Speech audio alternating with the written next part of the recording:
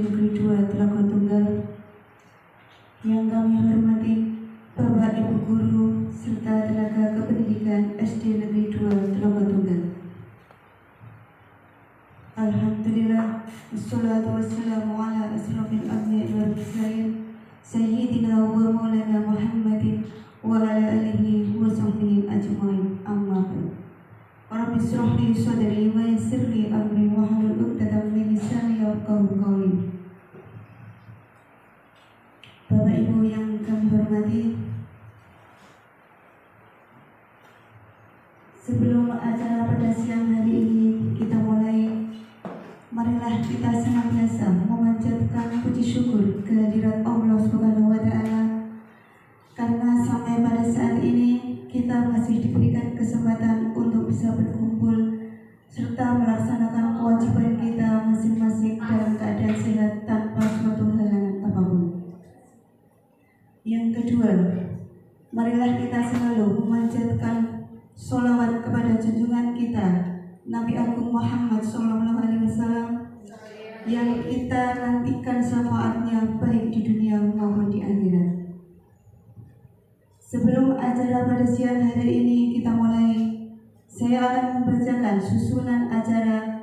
Yang pertama yaitu pembukaan, yang kedua sambutan dari Bapak Kepala Sekolah SD Negeri 2 Telaga Tunggal, yang ketiga penyampaian materi diseminasi budaya positif, dan yang terakhir adalah penutup.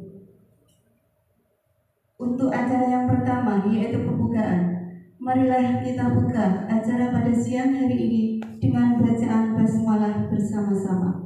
Bismillahirrahmanirrahim. Untuk acara selanjutnya yaitu sambutan dari Bapak Kepala SD Negeri 2 Telaga Tunggal. Kepada yang mewakili Bapak Pandu, kami persilahkan.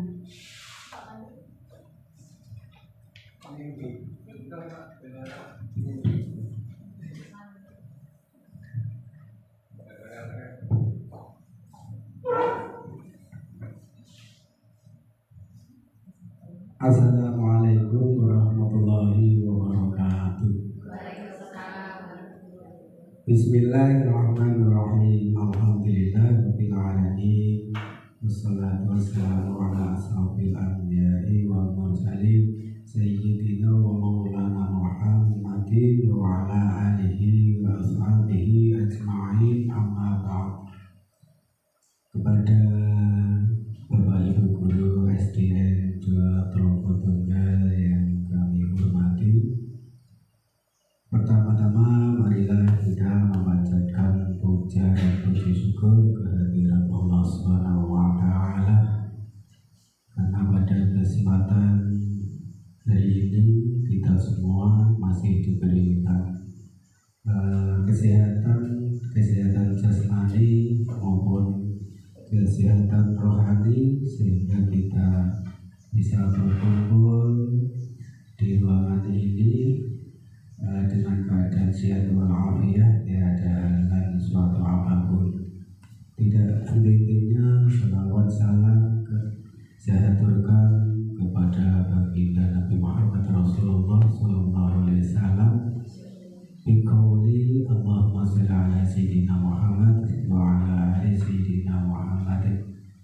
Mudah-mudahan kita semua mendapat syafaat di dunia, terlebih-lebih syafaat besok di hari kiamat. Amin Allahumma amin. Bapak-bapak, ibu-ibu semuanya yang hadir pada kesempatan hari ini, pertama kami mengucapkan terima kasih atas kesediaan Bapak Ibu Guru semuanya yang hadir pada siang hari ini guna membahas atau dimintai tolong kepada ibunda kelas 1, yaitu Ibu Buti, Ibu Isli,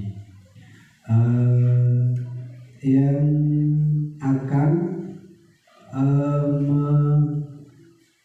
menyampaikan yaitu desiminasi budaya positif, yaitu calon guru penggerak SDN 2 Tunggal, yaitu angkatan yang ke-9. Mudah-mudahan kita yang belum bisa atau yang baru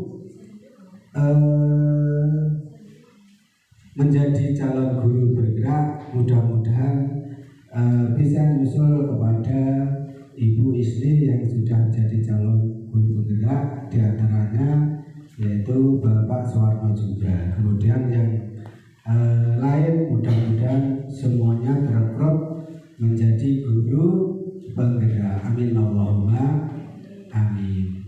Bapak Ibu semuanya yang hadir pada siang hari ini, kami mewakili Bapak Kepala Sekolah karena Bapak Sekolah sedang ada acara penting, maka dari itu saya mengucapkan terima kasih yang sedalam-dalamnya kepada Ibu Isli yang sudah berjuang atau menggeluti guru penggerak sampai detik ini belum ada kendala. Namun nanti kalau ada kendala atau yang lainnya, mudah-mudahan Bapak Ibu bisa bantu. Apabila nanti kok sudah berjalan dengan baik, lancar, nanti bisa ditularkan kepada guru-guru yang lain. Semoga apa yang dicita-citakan menjadi guru penggerak oleh Ibu Isli mudah-mudahan sukses dan sukses selalu. Amin Allahumma amin. Sekian saja sambutan dari kami. Mudah-mudahan walaupun sedikit menjadi semoga menjadi dorongan motivasi kepada teman-temanku semuanya yang belum menjadi guru penggerak atau yang mau melaksanakan guru penggerak. Terima kasih atas waktunya yang diberikan kepada kami. Minta maaf kepada Bapak Ibu guru apabila penyampaian kami kurang berkenan. Kami mohon maaf yang sebesar-besarnya. Kiranya cukup sekian saja. Billahi taufiq wal hidayah. Assalamualaikum warahmatullahi wabarakatuh.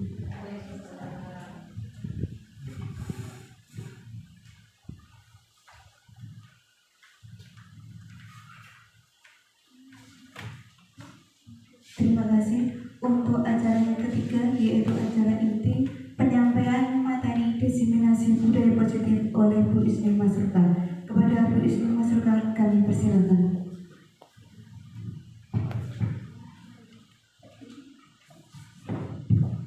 Assalamualaikum warahmatullahi wabarakatuh. Bapak Ibu guru, terima kasih atas waktu yang diberikan kepada saya. Mohon maaf jika hari ini Ibu Isli sangat minta maaf untuk waktu yang diberikan kepada Bapak Ibu guru. Terima kasih. Karena ini adalah yang harus saya sampaikan, karena saya sebagai guru penggerak di Kabupaten Rembang, saya akan menyampaikan sebuah yaitu diseminasi budaya positif modul 1.4 calon guru penggerak angkatan 9 di SDN Negeri 2 Tunggal Kabupaten Rembang. Perkenalkanlah Bapak Ibu, beliau adalah praktek pengajar saya dan ibu fasilitator saya. Beliau adalah Ibu Proto Eni. Dia berasal dari Gunung, Kabupaten Rembang. Kemudian Ibu Farida Yuniar, beliau berasal dari Kalimantan. Bapak Ibu guru, saya hari ini akan menyampaikan yaitu konsep utama penerapan budaya positif. Yaitu yang pertama adalah perubahan paradigma belajar. Yang kedua, disiplin positif dan nilai-nilai kebijakan universal. Yang ketiga, motivasi perilaku manusia. Yang keempat, kebutuhan dasar manusia. Yang kelima, posisi kontrol. Yang keenam, keyakinan kelas. Dan yang ketujuh, segitiga restitusi. Bapak Ibu, di sini saya akan menjelaskan tentang disiplin positif. Itu ada 4 ya. Makna disiplin, teori motivasi, 5 posisi kontrol, dan 5 kebutuhan dasar manusia. Makna disiplin di sini adalah yaitu suatu yang menjadi seseorang yang kita inginkan berdasarkan nilai-nilai yang kita hargai. Kemudian teori motivasi yaitu yang pertama untuk menghindari hukuman, yang kedua untuk mendapatkan imbalan, yang ketiga untuk menghargai diri sendiri, dan nilai-nilai kebajikan, keyakinan kelas. 5 posisi kontrol yaitu yang pertama menghukum, kemudian membuat rasa bersalah, teman, memantau, manajer, segitiga restitusi yaitu 1 memvalidasi identitas, memvalidasi dan menanyakan keyakinan. Kemudian 5 kebutuhan dasar yaitu 1 berusaha hidup, kemudian kisah yang merasa yang di segitiga, kemudian kesenangan dan kebutuhan. Bapak Ibu guru, di sini saya akan membagikan secari kertas. Secari kertas ini nanti Bapak Ibu tulis sesuatu yang sangat Anda hargai dan yang sangat berharga bagi Anda.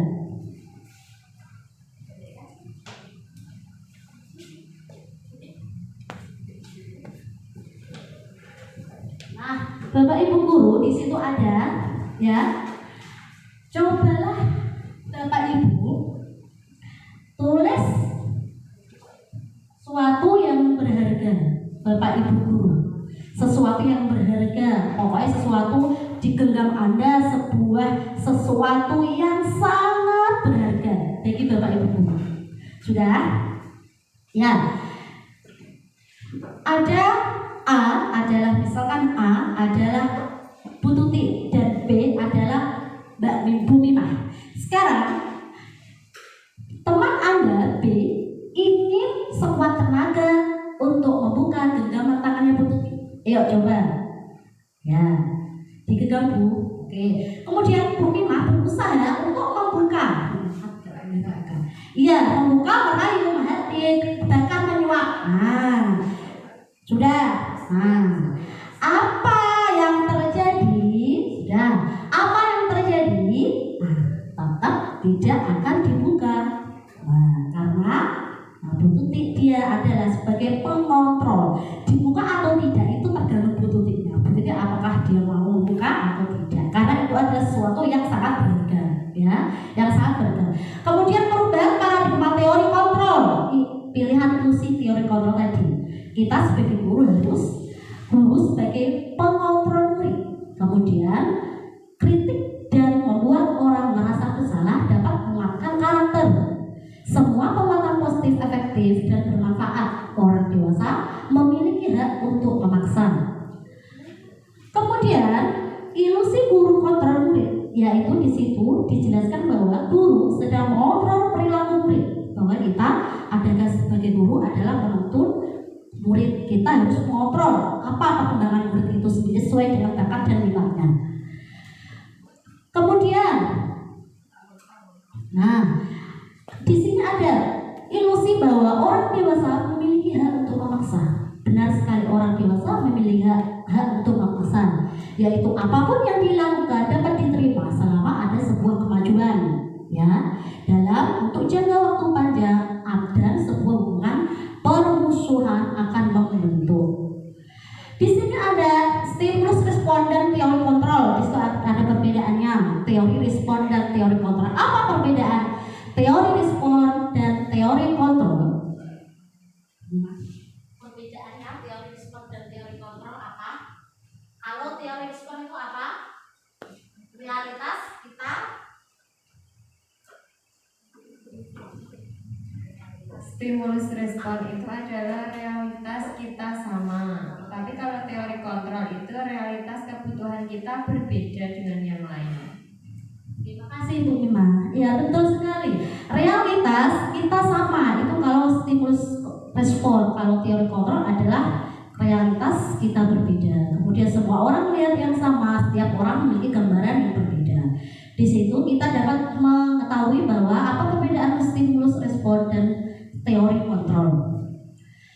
Kemudian siapa sesungguhnya yang memiliki kontrol? Siapa Bapak Ibu yang memiliki kontrol? Ya betul, diri ibu sendiri. Tadi diri Bu Tutik sendiri ya.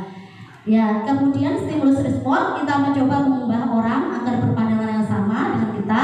Kalau teori kontrol kita berusaha untuk memandangi pandangan orang lain tentang dunia. Kemudian pembelajaran dengan paradigma baru. Pembelajaran dengan paradigma baru itu adalah merupakan pembelajaran yang berorientasi pada penguatan kompetensi dan pengembangan karakter sesuai dengan profil pelajar Pancasila, di mana sekolah kita adalah ya kurikulum merdeka yang kita sudah lakukan selama 2 tahun ini ya. Kemudian kompetensi dan karakter esensial itu ada 6 dimensi ya Bapak Ibu. Yang pertama adalah beriman dan bertakwa kepada Tuhan Yang Maha Esa, berkebinekaan global, gotong royong, mandiri, bernalar kritis dan kreatif. Nah, Bapak Ibu guru pasti sudah tahu apa itu dimensi. Sudah deh, kita sebelum kita literasi pembelajaran, kita pasti adakan sebuah nyanyi ya. Nah, nyanyi pelajar Pancasila gitu ya. Pasti sudah hafal ini Bapak Ibu, karena ini sebagai masker kita ya, yel-yel kita. Ayo kita dengarkan dulu. Nyanyi sama-sama ya. Kamu tepuk-tepuk biar semangat. Ayo. Nah.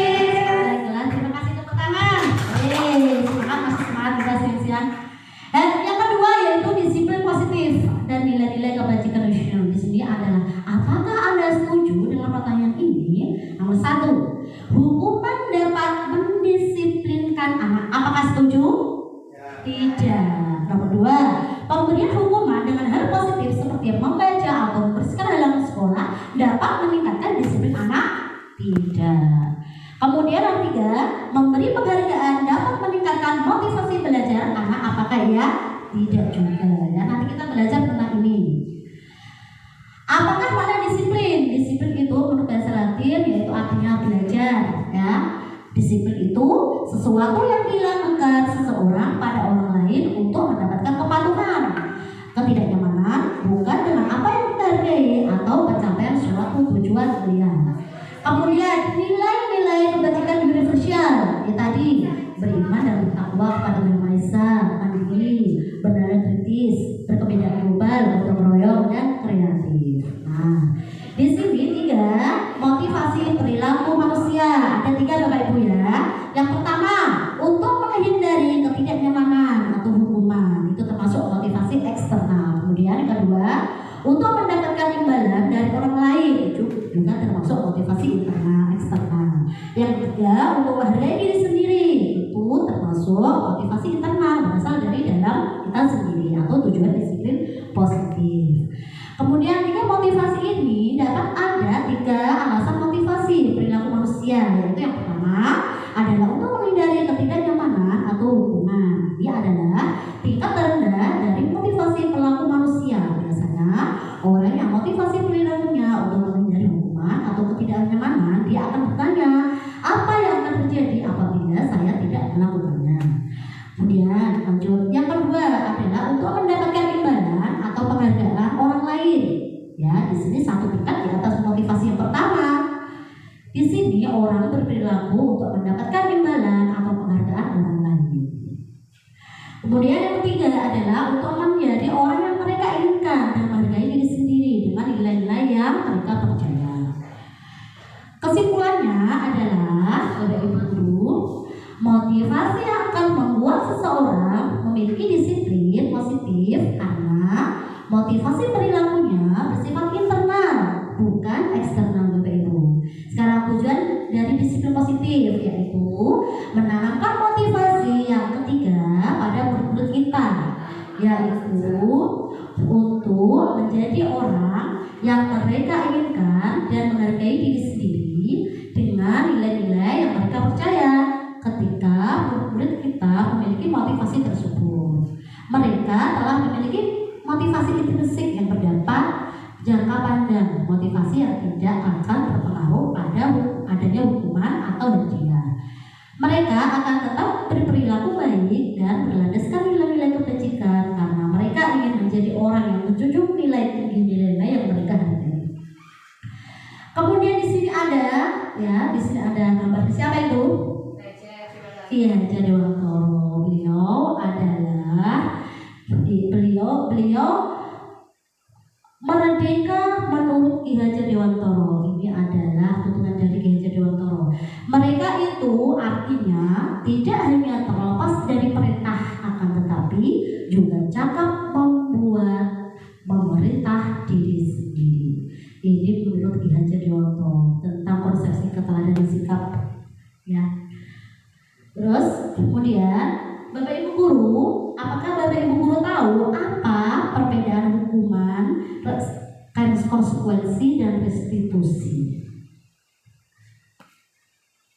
Ya, di sini ada sebuah cerita, Bapak Ibu guru. Ya, kita di sini ada sebuah cerita tentang Eva. Ini ada salah satu contoh hukuman, ya. Eva kurang menguasai pelajaran matematika, sehingga pada saat pelajaran tersebut berlangsung, dia lebih banyak berdiam diri dan menggambar di buku pelajarannya. Pada saat guru matematikanya, yaitu Pak Seno, menanyakan pertanyaan, Eva menjadi gugup dan tidak sengaja menjatuhkan tasnya dari kursi, serta tiba-tiba menjadi gugup pada saat berupaya menjawab. Seluruh kelas pun tertawa melihat perilaku Eva yang bicara tergegar dan terkejut tersebut. Pak Seno pada saat itu membiarkan temannya Eva menertawakan Eva yang tergagap dan malu luar biasa, dan minta Eva untuk maju ke depan dan berdiri di depan kelas sambil menunjuk hidungnya, ya. Karena dia tidak menjawab pertanyaan Pak Seno, kelas makin gaduh dan anak-anak pun tertawa melihat Eva di depan kelas memegang ujung hidungnya. Nah, Bapak Ibu guru, tadi kan ada sepenggal cerita tentang Eva. Eva tadi kan dihukum oleh Pak Seno karena dia tidak memperhatikan pelajaran matematikanya. Dia dihukum di depan kelas dan berdiri dan memegang hidungnya. Sekarang, apakah Anda setuju dengan tindakan Pak Seno terhadap Eva? Coba Pak Warno, saya ingin tahu jawaban sama Pak Warno.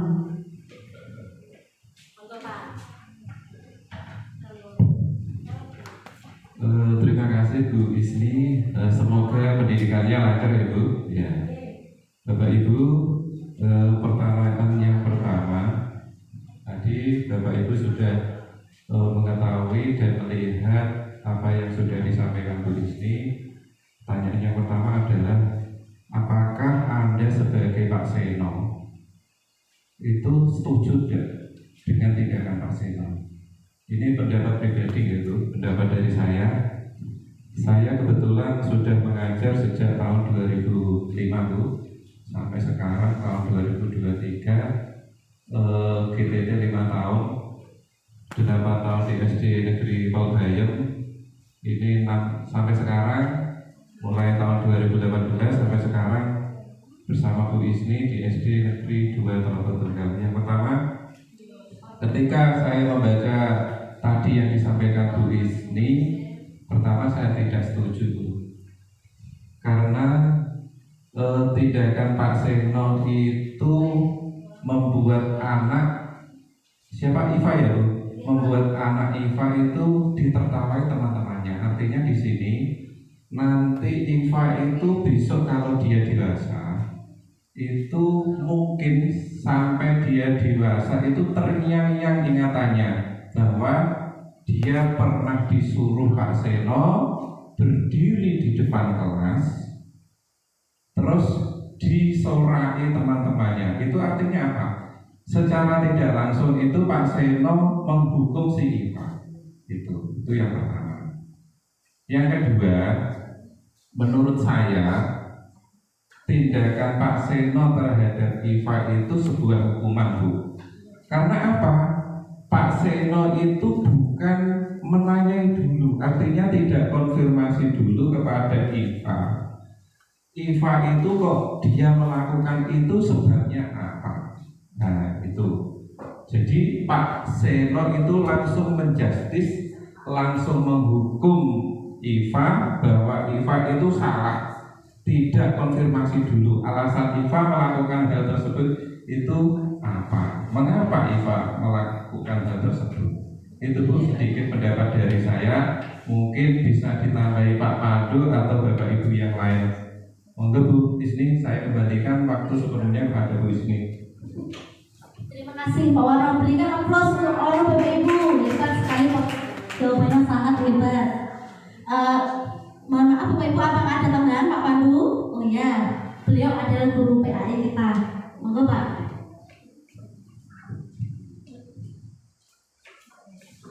Assalamualaikum warahmatullahi wabarakatuh. Terima kasih waktu yang diberikan pada saya. Saya tidak akan mengomentari apa yang disampaikan oleh Bapak Suwarno. Itu saya pribadi ide. Namun di sini saya tanya di real, maksudnya di luar. Saya pribadi ini mungkin nanti Bu Isni apakah itu betul, coba dibetulkan. Kalau salah mungkin nanti saya akan melakukan perubahan kalau yang saya lakukan itu salah. Begini Ibu Isni, di kelas saya PAI pada waktu saya mengajar itu ada anak yang ramai tidak mendengar Pak Guru mengajar. Tapi pada waktu itu pelajaran hampir selesai. Ya, untuk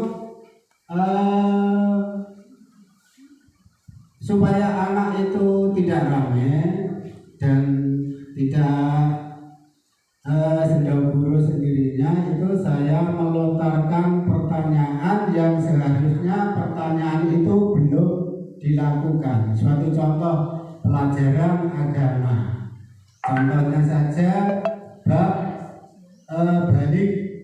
balik, yaitu saya contohkan saja. Coba dijawab pertanyaan ini, balik itu apa? Ayo coba dijawab Tio. Padahal pada waktu saya memberikan pertanyaan itu belum waktunya. Apakah ini diperbolehkan atau tidak? Karena untuk anak-anak supaya bisa kondusif. Karena kalau anak-anak diberi pertanyaan itu biasanya langsung bersikap positif kepada Pak gurunya. Itu saja yang kami sampaikan. Yang saya sampaikan Bu Isni, apakah boleh memberi pertanyaan sebelum waktunya? Kan pertanyaan itu di awal dan di akhir yang namanya post-test. Terima kasih Bu Isni, apakah itu termasuk hukuman atau tidak? Terima kasih. Wassalamualaikum warahmatullahi wabarakatuh. Waalaikumsalam. Terima kasih pertanyaannya Pak Pandu, hebat sekali pertanyaannya. Kebetulan Pak Pandu, saya itu kan di kelas rendah kan, saya itu juga di kelas 1. Mungkin pertanyaan itu adalah Bapak Ibu guru yang ada di kelas tinggi seperti kelas 5, kelas 5, kelas 6. Seperti Pak Warno juga kelas 5, dia kan tinggi. Untuk yang pertanyaan tadi, apakah boleh kita sebagai guru memberikan pertanyaan yang di luar materi ya Pak Pandu ya? Di luar materi tentang balik itu. Ya kalau menurut saya itu memang tidak hukuman Pak, karena menurut saya hukuman itu adalah sesuatu yang tiba-tiba dan sesuai dengan fisik. Kalau Pak Pandu memberikan pertanyaan, itu menurut saya itu tidak hukuman, karena itu juga termasuk sesuatu pertanyaan yang untuk mengkondisikan biar anak-anak itu tidak rame, gitu ya Pak. Sudah paham Pak Pandu? Ya, itu tidak hukuman Pak. Terima kasih Pak Pandu ya. Kemudian di sini ada Pak Pandu. Hukuman itu adalah yang bersifat tidak terencana atau tiba-tiba. Anak atau murid tidak tahu apa yang terjadi dan tidak dilibatkan. Hukuman diberi berupaya fisik atau psikis. Anak disakiti oleh suatu perbuatan atau kata-kata. Itu Pak Pandu itu hukuman. Hukuman itu adalah berupa fisik atau psikis Pak. Atau sebuah kata-kata yang menyakiti anak, itu namanya hukuman.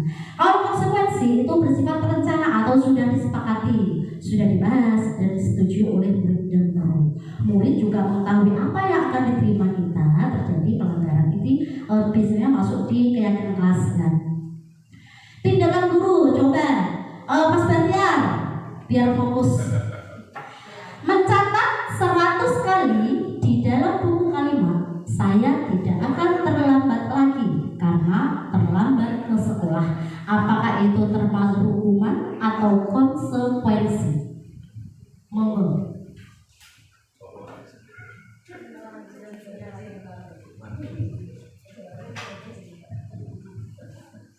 Mencatat 100 kali kalau dari pengalaman saya waktu sekolah itu adalah sebuah hukuman, karena waktu di SMP pun Pengalaman pribadi. ya, saya juga pernah dihukum, disuruh menulis Al-Fatihah itu 50 kali. Nah, sedangkan teman saya ada yang 100, ada pokoknya ada yang lebih banyak. Ya menurut saya itu adalah sebuah hukuman. Mas Bantiar, itu adalah olahraga kita. Kemudian yang kedua, lari mengelilingi lapangan basket 2 kali karena terlambat hadir di sekolah. Monggo Purin, apakah ini termasuk hukuman atau konsekuensi?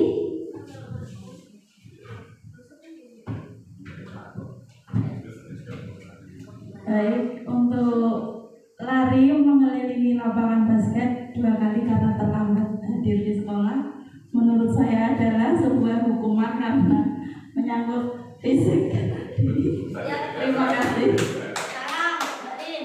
Yang ketiga, murid diminta untuk push up 15 kali karena tidak menggunakan masker ke sekolah. Apakah termasuk hukuman atau konsekuensi? Bu Sapril, Bu Sapril kita termasuk hukuman atau konsekuensi Bu? Terima kasih atas waktunya. Kalau menurut saya itu adalah sebuah hukuman, karena di dalam sini kan murid diminta push up 15 kali. Berarti ini termasuk hukuman Bu. Betul ya? Terima kasih. Terima kasih Bu Sapril. Tepuk tangan untuk Bu Sapril. Yeay, bagus sekali. Sekarang soal yang keempat, menggantikan kertas tugas teman yang telah dicoret-coret. Bu Mimah, apakah termasuk hukuman atau konsekuensi? Itu termasuk konsekuensi ya Bu, karena anak sudah tahu kertas milik temannya dicoret-coret, jadi konsekuensinya harus diganti dengan kertas yang baru. Bagus sekali. Kan hebat-hebat semua Bapak Ibu guru ini, Bapak guru SDN 2 Talbot Tugas semua mantap. Sekarang lanjut, membersihkan tumpahan air di meja tulis karena tersenggol pada saat belajar. Bu Tuti, ini apakah hukuman atau konsekuensi? Monggo Bu. Untuk yang kasus ini yaitu membersihkan tumpahan air di meja termasuk konsekuensi dari tindakan anak tersebut. Terima kasih untuk Bu Tuti. Tepuk tangan untuk Bu Tuti. Nah, sekarang kita lanjut. Murid disuruh untuk mengenakan sepatu seharian di sekolah karena tidak mengenakan sepatu hitam. Hukuman atau konsekuensi? Hukuman. Kemudian lanjut, kehilangan 10 menit jam istirahat untuk mengerjakan tugas karena terlambat datang dan tertinggal pelajaran selama 10 menit. Hukuman atau konsekuensi? Bapak Ibu guru sudah paham ya? Alhamdulillah. Sekarang perbedaan hukuman dan konsekuensi. Kalau hukuman adalah sesuatu yang menyakiti, itu hukuman. Konsekuensi adalah sesuatu yang terjadi. Kalau hukuman itu adalah anak membenci ya. Kalau solusi anak menghargai disiplin. Kalau hukuman paksaan, kalau konsekuensi stimulus atau tanggapan. Lanjut. Apa itu restitusi, Bapak Ibu guru? Apa itu restitusi? Ya, proses menciptakan kondisi bagi murid untuk memperbaiki kesalahan mereka sehingga mereka bisa kembali pada kelompok mereka dengan karakter yang lebih kuat. Restitusi juga merupakan proses kolaboratif yang mengajarkan murid untuk mencapai solusi masalah mereka, yaitu tentang orang seperti apa yang mereka ingin menjadi tujuan kuliah dan bagaimana mereka harus melakukan orang lain. Kita lanjut ya. Ciri-ciri restitusi satu yaitu bukan untuk menebus kesalahan, 2 memperbaiki hubungan, 3 tawaran bukan paksaan, 4 restitusi menuntun untuk melihat ke dalam alam, 5 restitusi mencari kebutuhan dasar yang mendasari tindakan. Ya, kemudian 7 restitusi fokus pada karakter bukan tindakan, 8 restitusi fokus pada solusi, yang 9 restitusi mengembalikan murid yang berbuat salah pada kelompoknya. Nah, di sini ada Bapak Ibu guru, identitas gagal itu adalah hukuman. Kalau identitas sukses, disiplin, konsekuensi, restitusi. Di sini kalau konsekuensi tadi ya sesuatu yang harus terjadi, restitusi merupakan pilihan. Tidak nyaman untuk murid anak untuk menjaga waktu pendek, menguatkan untuk murid dalam waktu panjang. Korban bisa diabaikan, korban mendapatkan ganti. Murid anak dibuat tidak nyaman, murid anak mendapatkan penguatan hanya bertahan dalam waktu jangka panjang, masalah terpecahkan. Di situ ada ya, apa peraturannya, mampukah kamu melakukannya? Terima kasih. Kalau restitusi, apa yang kamu yakini, apa yang bisa kamu lakukan untuk memperbaiki masalah ini. Kemudian murid anak menghormati peraturan, kemudian murid anak menghormati dirinya dan orang lain. Hasil pengamatan mengenai uji hukum oleh penghargaan. Bapak Ibu guru, apakah boleh kita menghukum anak dengan penghargaan? Apakah boleh? Pak Warno, apakah boleh kita menghukum anak dengan penghargaan? Monggo Pak Warno.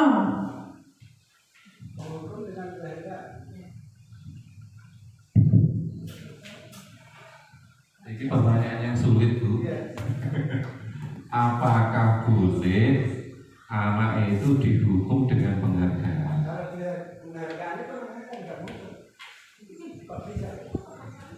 Gini, mungkin ketika kita sedang mengajar, misalkan ya, ini sebagai ilustrasi contoh gitu. Ketika saya mengajar di kelas 5, anak itu bisa mengerjakan tugas, misalkan perkalian porogapet atau mengerjakan soal, dan anak tersebut bisa mengerjakan. Terus saya memberi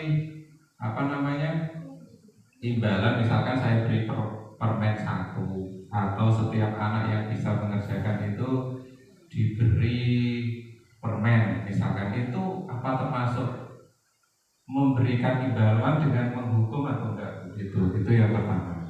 Terus yang kedua tadi dikaitkan dengan memberi hukuman dengan penghargaan. Itu kalau saya pikir-pikir, kalau anak itu diberi penghargaan terus, ketika anak itu menjawab suatu soal, terus orientasi anak tersebut di penghargaan, otomatis anak itu bukan dari diri sendiri, iya Bu, seperti itu kalau menurut pemahaman saya. Artinya di sini anak itu mau menjalankan sesuatu, mau melaksanakan anjuran, mau melakukan suatu pekerjaan atau tindakan apabila anak tersebut diberi penghargaan atau diberi hadiah. Itu kalau menurut pemahaman saya. Mungkin kalau Bapak Ibu ada pengertian yang lain, ada hal yang lain, monggo Bu, kita sharing saja di sini.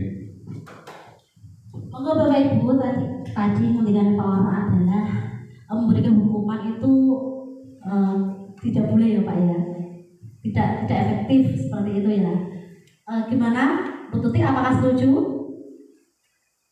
Setuju ya. Ya karena hasil pengamatan atau surveinya dihukum dengan penghargaan itu pengaruhnya jangka pendek dan jangka panjang Bu. Kita kalau memberikan menghukum dengan penghargaan, misalkan kita beri uang 100.000 ya gitu. Kalau mendapatkan tes mendapatkan 100, nilai 100 saya berikan uang 100.000. Nanti kalau tes berikutnya dia akan tergantung, dia akan mengharapkan uang yang 100.000 itu, jadi tidak boleh. Kemudian penghargaan menghukum, ya memang iya, penghargaan mengurangi ketepatan, penghargaan tidak efektif, dan penghargaan merusak hubungan. Ya betul, kalau kita tidak diberi anak itu, misalnya kita kemarin kita diberikan uang 100, sekarang tidak, wah Bu itu tadi saya tidak diberi uang padahal dapat 100 itu, ya itu nanti merusak hubungan. Kemudian pengaruh jangka pendek dan jangka panjang. Penghargaan berlaku untuk mendapatkan seseorang melakukan sesuatu dalam jangka waktu pendek. Kita tidak menggunakan penghargaan lagi dan lagi, maka orang tersebut akan bergantung ya pada penghargaan yang diberikan serta kehilangan motivasi dari dalam. Jika kita mendapatkan penghargaan untuk melakukan sesuatu yang baik, maka selain kita senantiasa berharap mendapatkan penghargaan tersebut, kita pun menjadi tidak menyadari tindakan baik yang kita lakukan. Penghargaan tidak efektif, betul sekali, karena sesuatu penghargaan adalah suatu yang benda atau peristiwa yang diinginkan, hal yang dibuat dengan persyaratan. Hanya jika Anda melakukan hal ini, Anda akan mendapatkan penghargaan yang diinginkan. Ya. Kemudian penghargaan merusak hubungan, ya betul. Ketika seseorang diberi penghargaan atau dipuji dengan orang banyak, maka yang lain akan merasa iri dengan penghargaan tadi, karena si itu dikasih uang, saya kok tidak. Itu kan menimbulkan kecemburuan atau merasa iri, dan sebagian dari mereka akan tidak menyukai orang yang diberikan penghargaan tersebut. Jika seseorang guru sering memberikan penghargaan kepada murid-muridnya, besar kemungkinan murid-muridnya termotivasi hanya untuk menyenangkan gurunya. Mereka tidak akan bersikap jujur dengan guru tersebut. Penghargaan menciptakan persaingan di dalam kelas, dan persaingan menciptakan kecemasan. Mereka yang percaya bahwa mereka tidak memiliki kesempatan untuk mendapatkan penghargaan akan berhenti mencoba. Itu seperti tadi penghargaan. Penghargaan mengurangi ketepatan, memang betul, di situ ada salah satu contohnya. Dalam sebuah percobaan, sekelompok anak laki-laki berusia sekitar 9 tahun diminta untuk melihat gambar-gambar wajah yang ditampilkan di layar, dan mereka harus memberitahukan jika wajah-wajah tersebut sama atau berbeda. Gambar-gambar tersebut hampir sama. Beberapa dari mereka diberi penghargaan dalam bentuk uang. Apakah boleh? Tidak boleh. Pada saat mereka memberikan jawaban benar, sementara sebagian yang lain tidak. Hasilnya, anak laki-laki yang dibayar membuat lebih banyak kesalahan. Ya. Kemudian kita lanjut lagi. Nah, penghargaan itu menghukum, ya memang betul. Penghargaan menghukum mereka yang tidak mendapatkan penghargaan. Misalnya dalam sistem ranking, mereka yang mendapatkan ranking kedua akan merasa dihukum. Penghargaan dia dihukum adalah hal yang sama, karena keduanya mencoba mengendalikan perilaku seseorang. Nah, dihukum oleh penghargaan. Apa itu? Penghargaan menurunkan kualitas, penghargaan mematikan kreativitas, dan penghargaan mengurangi motivasi intrinsik. Nah, sekarang kita belajar tentang poin 4, yaitu kebutuhan dasar manusia. Di situ ada bertahan hidup, kasih sayang dan rasa diterima, kesenangan, penguasaan, dan kebebasan. Nah, kebutuhan bertahan hidup di situ adalah kebutuhan yang bersifat fisiologis untuk bertahan hidup, misalnya kesehatan, rumah, dan makanan. Kalau kebutuhan biologis, sebagian dari proses reproduksi termasuk kebutuhan untuk tetap bertahan hidup. Komponen psikologis pada kebutuhan ini meliputi kebutuhan yang akan perasaan aman. Nah, kita lanjut. Kedua adalah kasih sayang dan rasa diterima. Di situ ada kebutuhan untuk disayangi dan terima, meliputi kebutuhan akan hubungan dan koneksi sosial. Nah, kemudian penguasaan kebutuhan pengakuan atas kemampuan. menjadi kompeten, menjadi terampil, diakui atas prestasi dan keterampilan kita, didengarkan dan dimiliki rasa harga diri. Nah, kita lanjutkan lagi, yaitu kebebasan. Kebutuhan akan pilihan. Kebutuhan untuk bebas adalah kebutuhan akan kemandirian, otonomi, memiliki pilihan dan mampu mengendalikan arah hidup seseorang. Nah, sekarang kesenangan, kebutuhan untuk merasa senang, kebutuhan untuk mencari kesenangan, bermain dan tertawa. Bayangkan hidup Anda menikmati apapun, betapa menyedihkan. Ya, di situ ada ya. Nah, anak-anak dengan kebutuhan dasar, kesenangan yang tinggi, biasanya ingin menikmati apa yang dilakukan. Mereka juga bisa berkonsentrasi tinggi saat mengerjakan hal yang disenangi. Nah, sekarang kita belajar tentang posisi kontrol. Nah, itu ada 5, yaitu pengukur, membuat orang merasa bersalah, teman, pemantau, dan manajer. Nah, di sini ada salah satu contoh penghukum ya Mbak Ibu. Kemarin ada anak saya yang itu tidak piket kelas. Saya menghukumnya.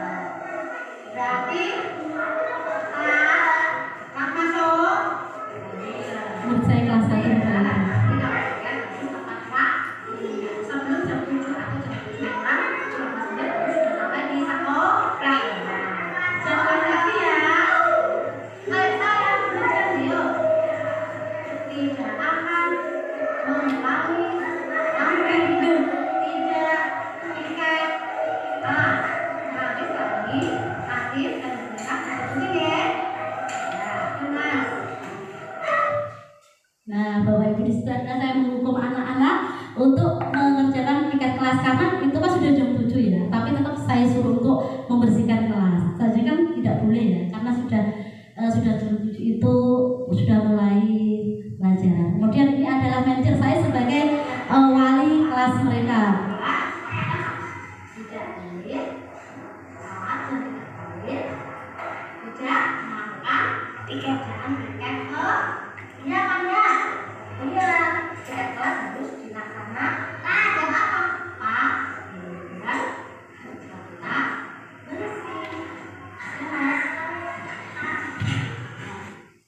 Gitu. Terima kasih. Tadi saya sebagai manajer yaitu saya memberikan bimbingan dan arahan kepada anak-anak untuk tetap mengingat keyakinan kelas yang mereka buat karena tidak boleh terlambat dalam melakukan piket kelas seperti itu. Kemudian identitas gagal yaitu identitas yang sukses dan identitas berhasil. Di situ ada 3 penghukum, membuat orang merasa bersalah, teman, pemantau, dan manajer. Kemudian kita lanjut keyakinan kelas. Mengapa tidak peraturan saja? Mengapa harus keyakinan kelas? Nah, di sini ada untuk mendukung motivasi intrinsik kembali ke nilai-nilai keyakinan kelas. Ya.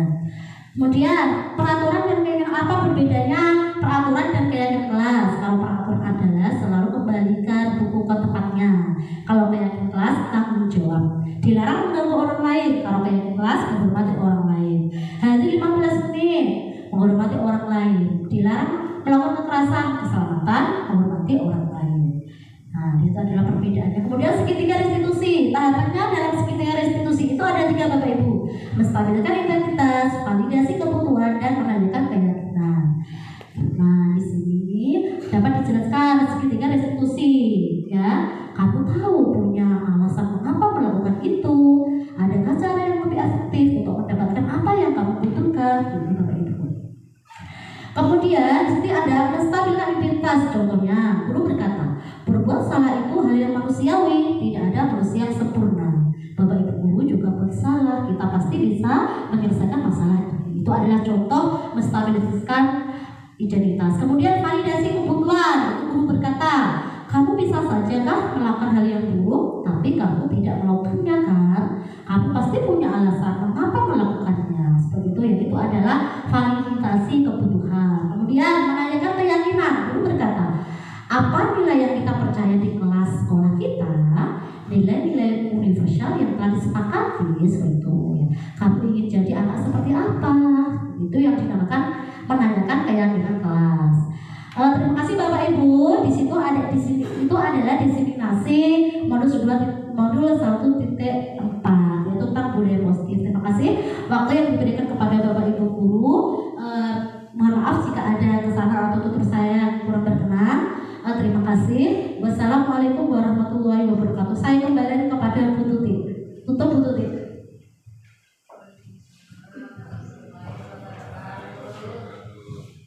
Terima kasih. Untuk acara yang terakhir yaitu penutup, marilah Bapak Ibu kita tutup acara pada siang hari ini dengan bacaan hamdalah bersama-sama. Alhamdulillahirrahmanirrahim. Sekian, jika ada kata-kata yang belum berkenan, saya mohon maaf yang sebesar-besarnya.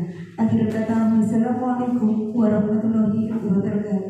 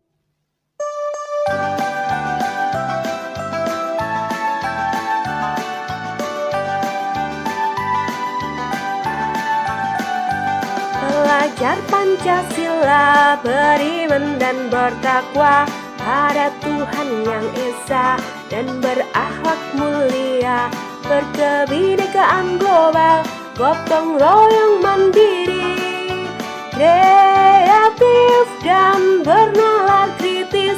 Belajar Pancasila, beriman dan bertakwa pada Tuhan yang Esa dan berakhlak mulia, berkebinekaan global, gotong royong mandiri, kreatif dan bernalar kritis.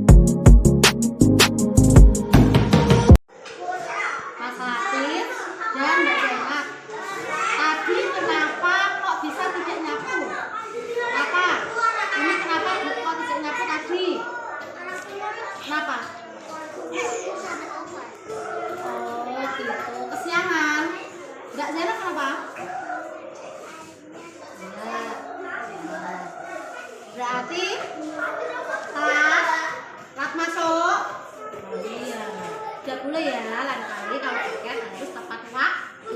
Sebelum jam 7 atau jam 7 kurang 15 menit harus sudah sampai di sekolah. Jangan ulangi lagi ya. Saya berjanji tidak akan mengulangi tidak piket kelas. Nanti setelah ini Latif dan Bella bersih-bersih ya. Ya, itu Mas. Dengan keyakinan kelas kemarin kita buat kesepakatan apa? Tidak boleh salah dan tidak boleh tidak melakukan pekerjaan piket ke iya apa enggak? Oh iya, piket kelas harus dilaksanakan. Jam apa? Biar kita bersih. Ya Mas.